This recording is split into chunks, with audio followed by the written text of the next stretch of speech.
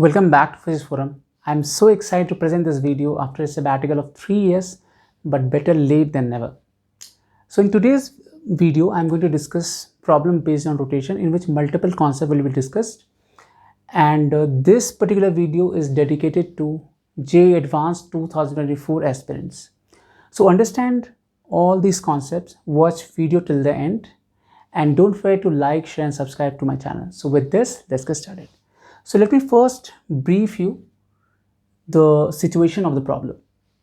तो यहाँ पर क्या है, एक यूनिफॉर्म रॉड है जिसका मास m दिया हुआ है और ये एक रफ नेल पे रखा हुआ है हॉरिजॉन्टली इनिशियली. इस रफ नेल का जो डिस्टेंस है एक एंड से 12/3 है and rod is free to move in vertical plane. तो जो क्वेश्चन है यहाँ पर, जो प्रॉब्लम में पूछा गया है कि rod begins to slide down when it makes an angle of 45 degree with the horizontal, then value of coefficient of friction is, और हमारे पास 4 ऑप्शंस हैं. सो इनिशियली जब इसको रिलीज किया गया रेस्ट से, तो ऑफकोर्स ये रोटेट करेगा in vertical plane due to gravity, और एक टाइम के बाद ये स्लिप कर जाएगा. बट बिफोर दैट ये इस नेल के साथ कॉन्टैक्ट बना के रखेगा. तो क्वेश्चन में ऐसा दिया हुआ है कि 45 डिग्री पे ये स्लिप ऑफ कर जाता है. सो डेफिनेटली हमारा जो लाइन ऑफ थॉट होगा प्रॉब्लम का वो क्या होगा कि जब तक ये स्लिपिंग नहीं होता है तो रॉड और नेल के बीच में स्टैटिक फ्रिक्शन काम कर रहा होगा और वो ग्रेजुअली इंक्रीज कर रहा होगा. वो मैक्सिमम कहाँ तक जाएगा, लिमिटिंग तक जाएगा. जब इससे भी एक्सीड कर जाएगा तो यहाँ पे स्लिप कर जाएगा और तब तक रॉड प्योर रोटेशन में होगा अबाउट दिस नेल. ठीक है. सो इनिशियली अगर हम देखें तो इनिशियली क्या हो रहा है, एट इनिशियल मोमेंट ओमेगा मेरा 0 होगा, बट अल्फा जो एंगुलर एक्सेलरेशन होगा वो नॉन ज़ीरो होगा. ओमेगा एंगुलर वेलोसिटी ये 0 होगा, बट जो एंगुलर एक्सेलरेशन होगा वो नॉन ज़ीरो होगा. क्यों? इनिशियली जब ये रॉड हॉरिजॉन्टल रखा हुआ होगा, राइट, इसका टोटल लेंथ 12 दिया हुआ है, तो यहाँ से एक एंड से इसके सेंटर ऑफ मास का जो होगा डिस्टेंस वो L होगा. ठीक है. और ऑफकोर्स क्योंकि यूनिफॉर्म रॉड है तो जो mg काम करेगा इसके सेंटर ऑफ मास पे काम करेगा. तो यही जो mg का टॉर्क होगा इसके अबाउट ये इसको घुमाएगा, राइट. सो इनिशियली ओमेगा भले ही 0 है, बट इस mg के टॉर्क की वजह से इसके पास जो एंगुलर एक्सेलरेशन होगा वो नॉन ज़ीरो होगा. सो ऑफकोर्स ये इसको घुमाएगा और जब ये 45 डिग्री का एंगल बनाएगा हॉरिजॉन्टल के साथ, जब ये स्लिप ऑफ कंडीशन में है, इन दैट केस यहाँ पर mg, क्योंकि mg तो डाउनवर्ड ही काम करेगा, बट अब जो टॉर्क का इक्वेशन जब हम लिखेंगे, जैसे यहाँ पर जो टॉर्क होगा कितना होगा, mg इंटू L/3 होगा. बट इस इंस्टेंट में जो टॉर्क होगा, क्योंकि mg वर्टिकली डाउनवर्ड डायरेक्शन में है, तो यहाँ पर mg का फिर अगेन हम 2 कंपोनेंट लेंगे, mg cos 45 degree, mg sin 48. फिर इसका टॉर्क आएगा इसके अबाउट जो इसको एंगुलर एक्सेलरेशन देगा. तो यहाँ पे पॉइंट ये है कि जो अल्फा का वैल्यू होगा वो वेरिएबल होगा. हम देख सकते हैं इनिशियली जो टॉर्क है वो mg इंटू L/3 है, बट बाद में ये टॉर्क चेंज होकर के mg sin 45 degree into L/3 हो जाएगा. तो ऑफकोर्स ये चेंज हो रहा है, तो अल्फा भी मेरा चेंज हो रहा है. But at the same time जब ये इस पोजीशन पे आएगा तो ओमेगा भी मेरा नॉन ज़ीरो हो जाएगा. अल्फा तो नॉन ज़ीरो था ही, बट ओमेगा भी नॉन ज़ीरो होगा क्योंकि ड्यूरिंग मोशन ये कुछ ओमेगा अचीव कर लेगा, राइट. तो ये बैक ऑफ द माइंड में ये हमारे होना चाहिए, राइट. तो इसको आप कैसे अप्रोच करें, तो जब एट द, ये तो इनिशियल मोमेंट पे हुआ, अब at time of slipping off, तो सबसे पहले ये समझना पड़ेगा कि जो ओमेगा होगा वो भी नॉन ज़ीरो होगा और अल्फा भी नॉन ज़ीरो होगा, करेक्ट. और अब जो होगा, जब तक स्लिपिंग नहीं हो रहा है तो इस रॉड का जो सेंटर ऑफ मास होगा वो सर्कुलर पाथ में मूव कर रहा होगा, नहीं इस L/3 के सर्कल में मूव कर रहा होगा. ये भी हमें ध्यान रखना है. तो सबसे पहले हम क्या करते हैं, इस इंस्टेंट में जब स्लिप ऑफ हो रहा है तो अल्फा का वैल्यू क्या है वो पहले कैलकुलेट कर लेते हैं, राइट. तो कितना हो जाएगा, यहाँ पर टॉर्क का जो वैल्यू होगा, ये पॉइंट H है, तो इस H के अबाउट, ये जो नेल वाला पॉइंट है, तो H के अबाउट जो टॉर्क का वैल्यू होगा वो कितना होगा, I मोमेंट ऑफ इनर्शिया भी H के अबाउट लेंगे इंटू अल्फा. यहाँ पे बेसिकली एक्सिस ऑफ रोटेशन ये है, राइट. हम इसके अबाउट मोमेंट ऑफ इनर्शिया लिखेंगे. अब क्योंकि ये जो एक्सिस है इसका सेंटोइडल एक्सिस नहीं है, तो ऑफकोर्स हमें पैरेलल एक्सिस थ्योरम को यूज़ करना पड़ेगा इसके अबाउट मोमेंट ऑफ इनर्शिया को लिखने के लिए। सो यहाँ पर जो टॉर्क होगा वो कितना हो जाएगा, वो होगा mg इंटू, और ये जो डिस्टेंस होगा, ये जो L/3 देख रहे हो, तो ये जो परपेंडिकुलर डिस्टेंस होगा, इसका लाइन ऑफ एक्शन mg का यहाँ है, तो हमें ये डिस्टेंस चाहिए, और ये डिस्टेंस कितना होगा, ये L/3 है, तो L/3 cos 45 degree, angle 45 degree है, तो ये कितना होगा distance mg into L/3 cos 45 degree. So L/3 cos 45 degree, और IH जो लिखेंगे वो क्या होगा, ICM plus MD square into alpha. यहाँ पे D कौन सा डिस्टेंस हो गया, D बेसिकली ये जो एक्सिस आप देख रहे हो और ये जो एक्सिस देख रहे हो, इमेजिनरी एक्सिस के बीच का परपेंडिकुलर डिस्टेंस है विच इज़ L/3, राइट। सो कितना हो जाएगा ये mg L/3 √2 cos 45 डिग्री 1/√2 होता है, वो रख दिया हमने वैल्यू, और m into 12 whole square by 12 plus m into L/3 whole square into alpha. So यहाँ से ये जो वैल्यू होगा कितना आ जाएगा, mg L/3 √2 is equal to, ये होगा ml square by 3 plus ml square by 9, right, into alpha होगा। सो दिस इज mgl/3 √2, और ये वैल्यू हो जाएगा 4 ml square by 9 into alpha. So this comes to be 3g/4 √2 L हो जाएगा, right. सो ये अल्फा का वैल्यू हम लोग यहाँ पे लिख लेते हैं, इसकी ज़रूरत पड़ेगी हमें आगे भी। So this is 3g/4 √2 L हो गया, राइट।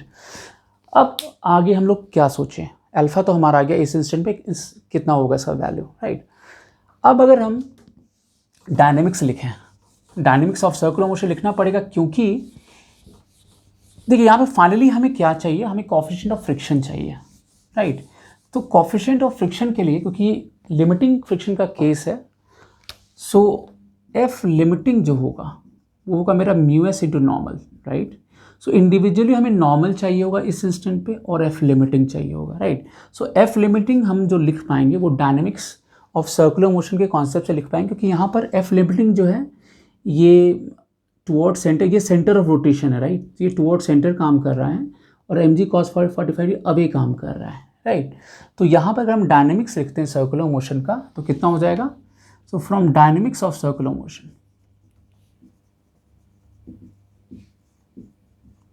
सर्कुलर मोशन, राइट, तो हमारा इक्वेशन जो बनेगा वो क्या हो जाएगा, F limiting which is already toward centre, और यहाँ पे जो mg cos 45 अब ये काम कर रहा है, so minus mg cos 45 degree, ये होगा m, और क्योंकि इस इंस्टेंट तक ओमेगा अचीव कर चुका है रॉड, इंटू L/3, और ये जो रेडियस ऑफ सर्कल होगा इसका वो L/3 होगा। इस सर्कल में ही इसका जो सेंटर ऑफ मास भी होगा ना, वो इसी सर्कल में रोटेट हो रहा होगा, राइट, इस सर्कुलर पाथ में रोटेट हो रहा है। तो बेसिकली यहाँ जो टेंजेंशियल एक्सेलरेशन है इस पॉइंट का, जो सेंटर ऑफ मास होगा, राइट, और टेंजेंशियल एक्शन जो इस पॉइंट का होगा, दोनों सेम होगा।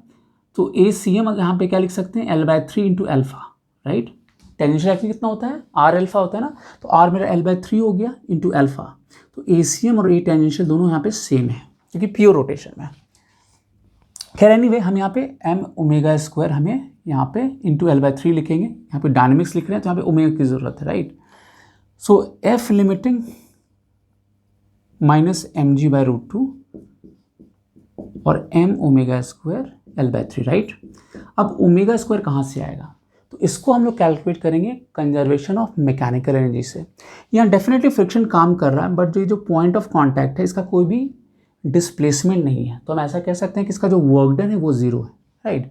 और नॉर्मल भी इसी एक्सिस से पास कर रहा है, तो इसका भी कोई भी वर्क डन नहीं है, क्योंकि ये कहीं मूव नहीं कर रहा है, तो सिर्फ mg का ही वर्क डन आ रहा है। तो जो कंजर्वेशन ऑफ मैकेनिकल एनर्जी का कंडीशन है उसको ये सेटिस्फाई कर रहा है। सो जो mg का जो वर्क डन होगा वो क्या होगा, इसके रोटेशनल काइनेटिक एनर्जी में कन्वर्ट होगा, तो वहाँ से हमें ओमेगा पता चल जाएगा। वो वैल्यू अगर हम यहाँ रख दें तो हमें लिमिटिंग फ्रिक्शन पता चल जाएगा, राइट।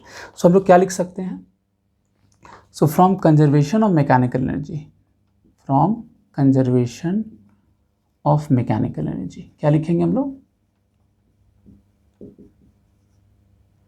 एनर्जी, तो ये हो जाएगा जो सेंटर ऑफ मास का, क्योंकि एक्सटेंडेड सिस्टम है तो ये जो सेंटर ऑफ मास होगा ये नीचे कितने आ जाएगा, ये L/3 है ना, सो ये L/3 साइन 45 डिग्री होगा, राइट।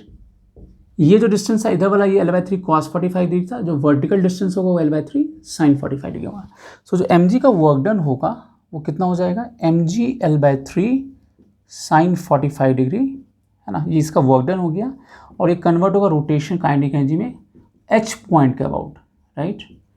सो यहाँ से ये वैल्यू हो गया mg L/3√2, राइट। और ये हो जाएगा इज इक्वल टू हाफ, ये हमने निकाला था 4ml²/9 ω², जो IH आया था हमारा, अगेन इसकी ज़रूरत पड़ेगी, ये मेरा आया था 4ml²/9, हमने ये प्रीवियसली निकाल रखा था ICM + MD² करके। तो यहाँ से ω² का वैल्यू आ जाएगा हमारे पास, कितना आ जाएगा ये आएगा 3g/2√2L आ जाएगा। अब ये वैल्यू हमें यहाँ रख देना है, राइट, इससे F लिमिटिंग आ जाएगा मेरे पास, right. So F limiting minus mg/√2 m 3g/2√2L into L/3। So F limiting minus mg/√2 is equal to, ये आ जाएगा, ये कैंसिल आउट हो गया, सो mg/√2 हो गया। तो F लिमिटिंग का जो वैल्यू आया कितना आ गया, इसको राइट साइड ले जाएंगे, सो ये आ जाएगा 3mg/√2। इसको भी हम यहाँ लिख लेते हैं, राइट। सो F लिमिटिंग का जो वैल्यू आया कितना आ गया, 3mg/√2। बट अभी भी हमें नॉर्मल चाहिए, क्योंकि हमें म्यूएस चाहिए था ना, हमें नॉर्मल चाहिए। तो अब नॉर्मल को कैसे कैलकुलेट करें तो उसको देखते हैं। सो नॉर्मल को निकालने के लिए हमें क्या करना पड़ेगा, क्योंकि यहाँ पे जो mg का आप कंपोनेंट देख सकते हो, इसका दो कंपोनेंट है। एक कौन सा कंपोनेंट है, एक है cos 45 डिग्री, एक साइन 45 डिग्री। तो नॉर्मल अगर आप देखो और ये जो mg साइन 45 देखो, ये बिल्कुल इस रॉड के परपेंडिकुलर डायरेक्शन में काम कर रहा है, राइट। और ACM भी इसी डायरेक्शन में है। तो अगर हम इक्वेशन ऑफ मोशन लिखें नॉर्मल के लिए, नहीं, सो अगर हम इक्वेशन ऑफ मोशन लिखें नॉर्मल के लिए, equation of motion for normal force, so क्या हो जाएगा यहाँ पर, mg sine 45 degree minus normal force is equal to, और ये नॉर्मल ऑफ कोर्स डिफरेंट होगा, जो इनिशियल नॉर्मल होगा, क्योंकि नॉर्मल का डायरेक्शन भी चेंज हो रहा है, वैल्यू भी चेंज हो रहा है, राइट। सो mg साइन 45 माइनस n, ये कितना हो जाएगा, m इंटू ACM हो जाएगा। अब क्योंकि ACM यहाँ पर टेंजेंशियल डायरेक्शन में ही है, तो टेंजेंशियल एक्शन और ACM दोनों का डायरेक्शन सेम है यहाँ पर, तो ACM क्या लिखेंगे, L/3 इंटू अल्फ़ा, ठीक है, अल्फ़ा हम निकाल चुके हैं। और अब हमें पता है कि रिजिड बॉडी में अगर हम जब भी लिखते हैं, इरेस्पेक्टिव फोर्स कहीं भी लगे, हम सेंटर ऑफ मास का ही एक्सेलरेशन लिखते हैं, राइट।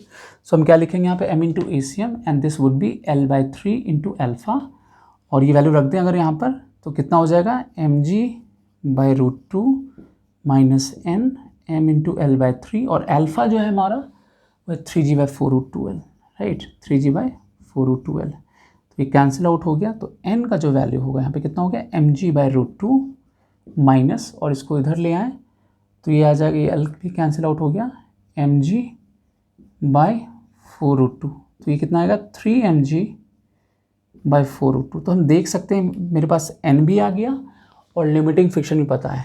तो जो क्योंकि F लिमिटिंग जो होता है वो होता है म्यूएस इंटू नॉर्मल, तो यहाँ से जो म्यूएस का वैल्यू होगा कितना होगा, F limiting divide by normal. So F limiting जो है मेरा वो है 3mg/2√2, और नीचे जो नॉर्मल है वो 3mg/4√2 है, 4√2 है, ठीक है। तो ये सब कैंसिल आउट हो जाएगा कि ये 2 हो जाएगा, करेक्ट। तो इसका जो सही आंसर है, एग्जैक्ट आंसर, वो कितना हो जाएगा, ऑप्शन नंबर B 2। इंटरेस्टिंग। तो हम लोगों ने इस पर्टिकुलर प्रॉब्लम में बहुत सारे कॉन्सेप्ट को डिस्कस किया। इसी टाइप का प्रॉब्लम मैं अपने नेक्स्ट वीडियो में भी लेके आऊँगा, तो आप लोग तैयार रहिएगा अगले वीडियो के लिए। तो हम लोग मिलते हैं नेक्स्ट वीडियो में। Till then take care, good bye.